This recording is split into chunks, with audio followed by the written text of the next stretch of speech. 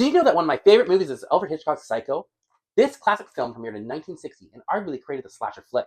At the time, Janet Leigh was one of the most famous actors. The fact that she was killed off within the first third of the film was unheard of.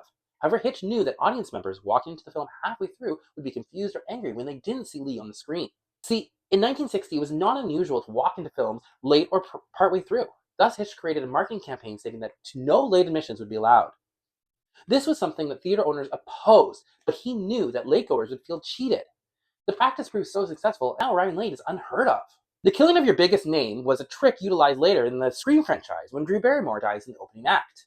The film is based off of Robert Bloch's book, which Hitch bought the rights for anonymously, and then made his team buy as many copies as they could find in order to keep the ending secret. Originally, Paramount Pictures, who distributed the film, did not want to make Psycho, so the budget they gave was extremely low. In response, Hitch chose to film it in black and white when color was completely available. He also used his Alfred Hitchcock Presents TV crew as opposed to a film crew and filmed at the Universal Studios backlot. Janet Leigh took a quarter of her normal fee to appear, only due to the director's reputation.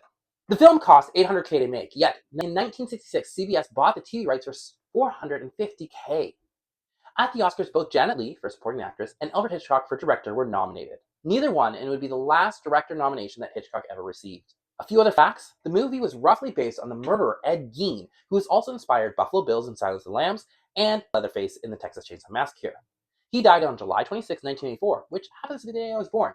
Finally, you probably know this, but Janet Leigh is mother of another Scream queen, Jamie Lee Curtis, who was partially cast in Halloween due to this very connection. Janet joined Jamie in the Halloween franchise, appearing in Halloween H2O, where she plays Norma, and can be out to drive the same old car her character drove in Psycho.